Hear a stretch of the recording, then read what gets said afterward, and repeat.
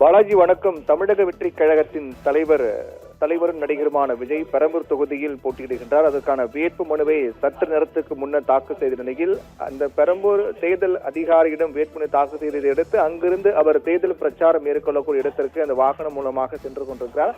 தற்போது வழிநெடுங்கிலும் மக்கள் கூட்டம் அதிகரிக்க தொடங்கியிருக்கிறது. மக்கள் கூட்டம் மற்றும் விஜயனுடைய பிரச்சாரம் மேற்கொள்ளக்கூடிய நிலையில் அங்கு போக்குவரத்து நெரிசல் என்பது கடுமையாக பாதிக்கப்பட்டிருக்கிறது.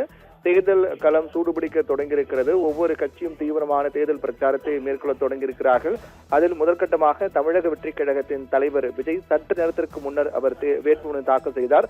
2 இடங்களில் விஜய் போட்டியிடுகிறார். ஒன்று பெரம்பூர் மற்றும் திருச்சி கிழக்கு ஆகிய 2 தொகுதியில் விஜய் போட்டியிடுகிறார். இன்று முதல் நாள் வேட்புமனு தாக்கலுக்கான முதல் நாள் தொடங்கியிருக்கூடிய நிலையில் முதல் நாளில் விஜய் பெரம்பூர் தொகுதியில் போட்டியிடுவதற்கான வேட்புமனு தாக்கல் செய்தார். ஏப்ரல் 2ஆம் தேதி என்று அவர் திருச்சி கிழக்கு தொகுதியில் போட்டியிடுவதற்கான வேட்புமனு தாக்கல் செய்வார் என்று தெரிவிக்கப்பட்டிருக்கிறது. இந்த சூழலில்தான் இன்றைய நாளில் முதல் கட்டமாக அவர் பிரச்சாரத்தை தொடங்க இருக்கின்றார்.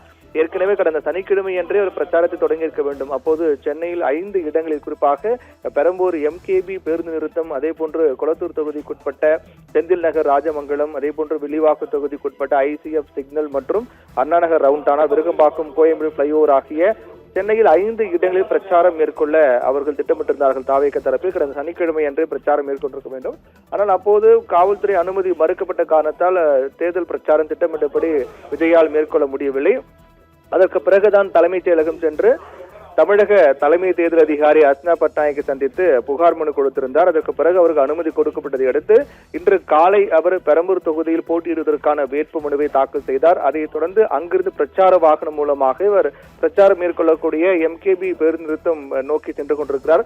அந்த இடத்தில் தான் தேர்தல் நடத்தும் அலுவலகம், அந்த அலுவலகத்தில் வேட்புமனு தாக்கல் செய்ததை அடுத்து அந்த அலுவலகத்திலிருந்து அவர் பிரச்சாரம் மேற்கொள்ளக்கூடிய இடத்திற்கு அவருடைய வாகனம் ஊர்ந்து செல்கின்றது. அதனால் அந்த வழிநெடுகிலும் தாவேக தொண்டர்கள், பொதுமக்கள் அங்கு சூழ்ந்து வருகின்றார்கள். இதனால் போக்குவரத்து நெரிசல் என்பது ஏற்பட்டிருக்கிறது. வெயிலின் தாக்கம் அதிகமாக இருக்கக்கூடிய சூழ்நிலையில் அவர் தற்போது இன்னும் சற்று நேரத்தில் அவர் தேர்தல் பிரச்சாரத்தை தொடங்க இருக்கின்றார். இதில் முதற்கட்ட பிரச்சாரமாக இது பார்க்கப்படுகிறது. அதாவது தாவேகா இந்த 2026 தமிழக சட்டமன்ற தேர்தலில் புதிய வரவாக இருக்கக்கூடிய சூழ்நிலையில் விஜய் தேர்தல் பிரச்சாரம் வேட்புமனு தாக்கலுக்கு பிறகு அவர் மேற்கொள்ளக்கூடிய முதல் பிரச்சாரமாக இது பார்க்கப்படுகிறது. என்ற பெரம்பூர் தொகுதியில் விஜய் போட்டியிடுகிறார். நேரடியாக அவரே களமிறங்கக்கூடிய காரணத்தால் பெரம்பூர் தொகுதி ஒரு நட்சத்திர அந்தஸ்து பெற்ற தொகுதியாக மாறி இருக்கின்றது.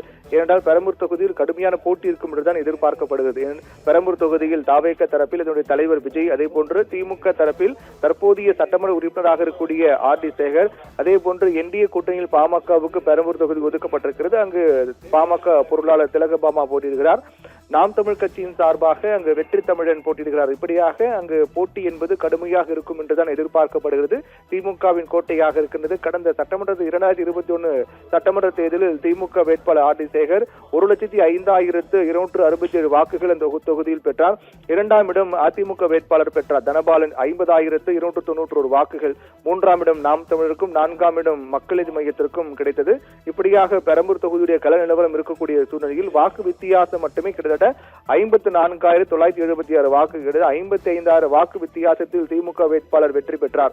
தற்போதைய சட்டமன்ற உறுப்பினராக ஆர்.டி. சேகர் பெரம்பூர் தொகுதியில் இருக்கின்றார். அவருடைய வெற்றி என்பது அதிக வாக்கு வித்தியாசம் மிக முக்கியமாக இருக்கக்கூடிய சூழ்நிலையில் பெரம்பூர் தொகுதி அந்த நட்சத்திர அந்தஸ்து பெற்ற தொகுதியாகவும் கவனத்தில் இருக்கக்கூடிய தொகுதியாக மாறி இருக்கின்றது. இந்நிலையில் தான் பெரம்பூர் தொகுதியில் சற்று நேரத்தில் அவர் பிரச்சாரம் மேற்கொள்ளும் இடத்திற்கு அருகே சென்று அங்கு முறைப்படி பிரச்சாரம் மேற்கொள்ள இருக்கின்றார். இதே போன்று பெரம்பூர் மட்டுமல்லாமல் 5 இடங்களில் பிரச்சாரம் மேற்கொள்கிறார்.